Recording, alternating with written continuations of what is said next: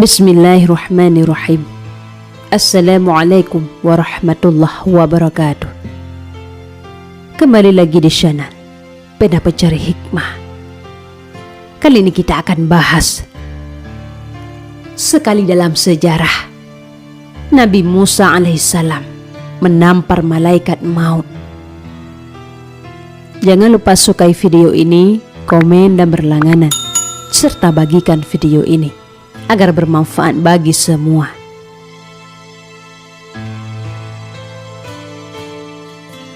Nabi Musa alaihissalam adalah salah seorang nabi yang punya kedudukan tinggi dan pemimpin yang mudah berinspirasi, sehingga mampu mengendalikan umat yang tabiatnya keras. Beliau juga dikenal karakter ragu-ragu dalam setiap mengambil keputusan secara spontan. Tak heran ketika malaikat maut datang kepada Nabi Musa dalam wujud seorang laki-laki yang akan mencabut nyawanya. Beliau langsung menampar muka sang malaikat hingga bola matanya pecah. Kemudian Allah pun memberikan dua pilihan kepadanya. Apakah akan beralih ke hadiratnya atau tetap berada di dunia beberapa lama hingga malaikat maut kembali datang menjemput nyawanya. Namun Nabi Musa memilih untuk segera bersanding di sisi Allah dan meninggalkan kepenatan dan hiruk pikuk kehidupan dunia. Maka Allah mengabulkan doanya. Kemudian didekatkan dengan tanah suci Baitul Maqdis sejauh lemparan batu. Kuburannya pun berada di sana.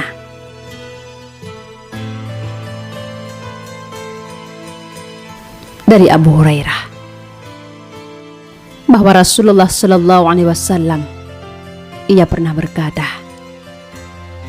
malaikat maut datang kepada Nabi Musa alaihissalam dan berkata, penuhilah panggilan Tuhanmu. Namun spontan Nabi Musa menampar mata malaikat hingga bola matanya terpecah. Akhirnya malaikat maut kembali kepada Allah dan menyampaikan, sesungguhnya engkau telah mengutusku menemui hamba yang tidak menginginkan kematian. Akibatnya mataku terpecah.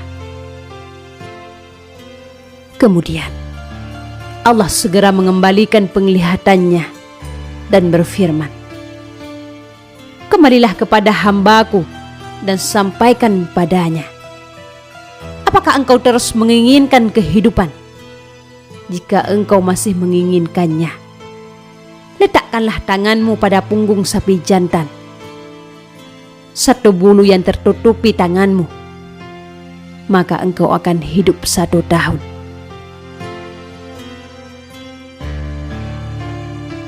Nabi Musa pun bertanya, lalu apa setelah itu?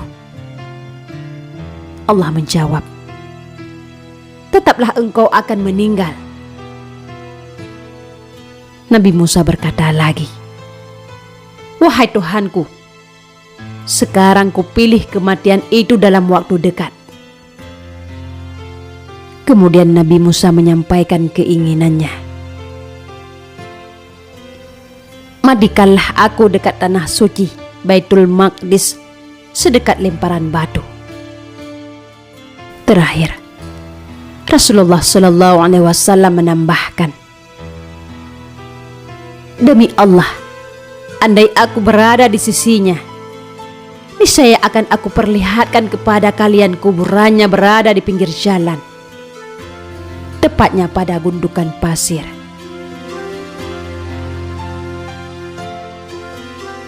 Nabi Muhammad Sallallahu Alaihi Wasallam memberitakan kepada kita semua bahwa di antara kemuliaan para nabi di sisi Allah adalah bahwa mereka diberi pilihan menjelang kematian antara hidup di dunia atau berpindah ke Rafiqil A'la.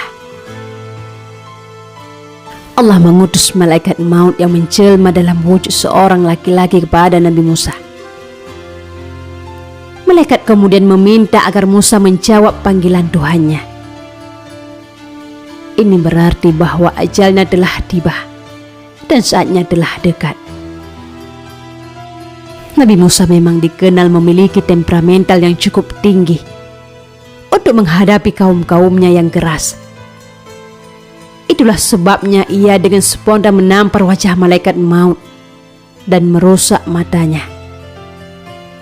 Karena seandainya dia dalam wujud aslinya, yakni malaikat, niscaya Nabi Musa tidak akan mampu menempelengnya. Karena kejadian itu, malaikat maut lalu kembali kepada Allah untuk mengadukan apa yang diperolehnya dari Nabi Musa alaihissalam. Allah kemudian menyembuhkan matanya dan menyuruhnya kembali kepada Nabi Musa agar meletakkan tangannya di atas punggung sapi. Kemudian rambut-rambut yang tertutup oleh tangannya akan dihitung, dan satu helai rambut 1 tahun. Maka ajal Musa disamakan dengan jumlah rambut itu. Dengan itu, Nabi Musa mendapatkan kehidupan yang panjang. Jika Nabi Musa melakukan itu, niscaya tidak menutup kemungkinan dia tetap hidup sampai hari ini.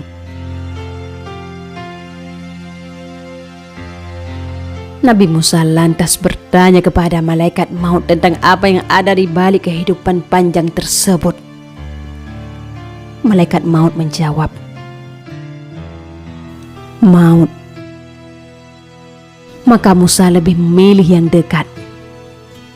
Apa yang ada di sisi Allah bagi para rasul dan nabinya serta hamba-hambanya yang saleh adalah lebih baik dan lebih kekal. Jika roh para syuhada berada di perut burung hijau yang berterbangan di kebun-kebun surga, memakan buah-buahannya, minum dari sungainya, dan berlindung di lampu-lampu yang bergantungan di atap arsy Allah, maka kehidupan para nabi dan para rasul adalah di atas semua itu. Karena apa yang didapat oleh Nabi Musa seandainya ia memilih hidup sampai hari ini, ia pasti memikul kesulitan-kesulitan dunia dan ujian-ujiannya.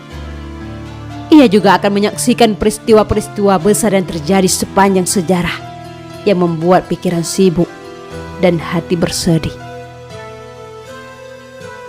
Bukankah lebih baik ia berada di Rafiqil A'la dengan para nabi dan para rasul menikmati keindahan surga daripada hidup di rumah kesengsaraan dan ujian dunia? Apa yang ada di sisi Allah adalah lebih baik dan lebih kekal, dan akhirat lebih baik daripada dunia.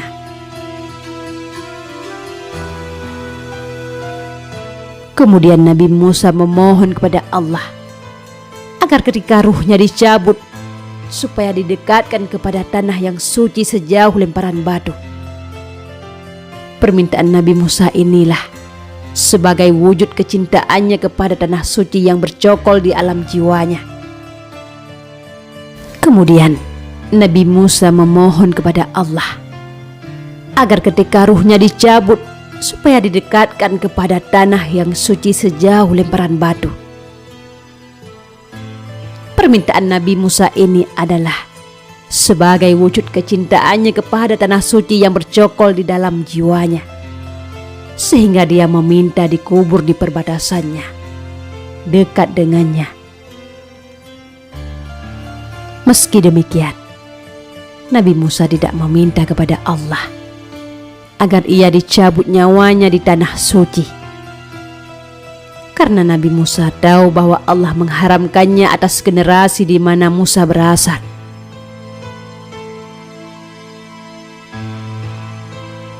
Ini sebagai hukuman atas ketidaktaatan mereka kepada perintah Allah, agar masuk tanah suci seperti yang telah Allah tulis untuk mereka. Mereka malah berkata, "Wahai Musa, kami sekali-kali tidak akan memasukinya selama-lamanya, selagi mereka ada di dalamnya. Karena itu pergilah kamu bersama Tuhanmu, dan berperanglah kamu berdua. Sesungguhnya kami hanya duduk menanti di sini saja. Akibatnya, Allah menetapkan mereka tersesat di padang Sinai selama 40 tahun. Wallahu a'lam bishawab. Mudah-mudahan ini bermanfaat bagi kita semua.